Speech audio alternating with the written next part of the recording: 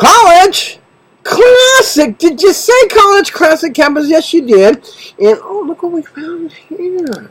Look, guys. Yeah. Dr. David Jeremiah facing the giants in your life. Sometimes a giant isn't actually the enemy. Sometimes a giant is somebody confused about who you are, or what you're doing, or what you may be. Sometimes the giant is someone from your church or someone on your street.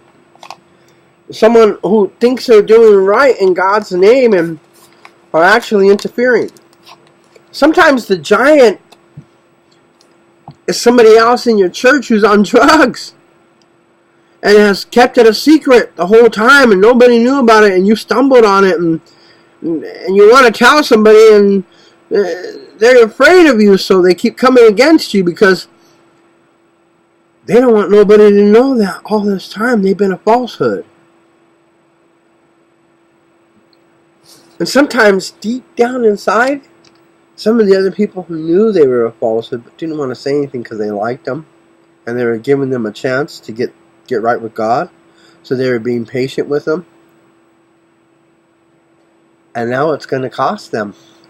So they've all teamed up together in a little conspiracy. And now it's just gotten worse. And you're the conspirator.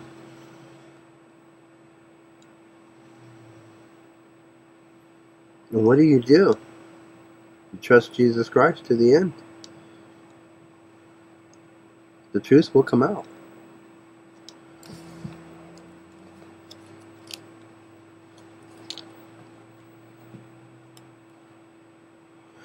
Early in the 1970s, a promising young American pianist gave a concert in the chamber music room of the Aren Hotel in Bangkok. A few moments into his opening piece, he discovered that a certain key on the piano, one critical to the piece he was playing, was sticking. In addition, the piano stool had been oiled so excessively that he was constantly spinning around and facing the audience. Without stopping his first piece, he transitioned to his next number, only to discover that another key began to stick. To try to loosen the keys, he began kicking on the bottom side of the piano, which caused one of the legs to give away, slanting the piano toward the floor. Too frustrated to continue playing, he marched off stage and reappeared with an axe, with which he began to chop the piano to pieces. He stopped only when restrained by police. It is safe to say that what the audience witnessed that night was a full-blown temper tantrum, anger in full bloom. Anger is among the most frequently cited spiritual giants we see stalking about in modern culture, and it seems its expression is on the rise. And today, we have people shooting each other on the freeway in America over incidents that 10 years ago would have just produced an expletive or two. People feel no hesitancy today in taking out their rage against another person in ways that end up sending them to jail or prison. Anger, for many people, is an uncontrollable emotion. My sister has a friend who, when she gets angry, she vandalizes my house or my motorcycle or my cars. She rages out against me. She takes Prozac and she's a violent woman.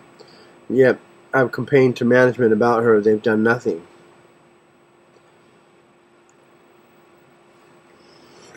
Ironically, anger can often do more harm to the person who expresses it than to the person who is on the receiving end of it. Someone has said anger is an acid that can do more harm to the vessel in which it is stored than to the person whom it is poured. Therefore, there are two reasons to learn how to defeat the giant of anger, to protect both the person who is angry as well as the person toward whom anger is directed. The Prozac is a drug for maldepressants. Not only that, when it's full blown, and other drugs are involved, the offtake of Prozac and the encouragement of it mentally is to hurt.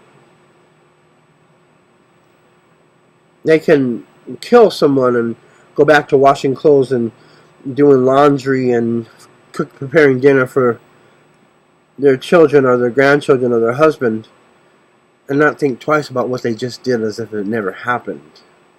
These are very dangerous people. This sort of anger is not good.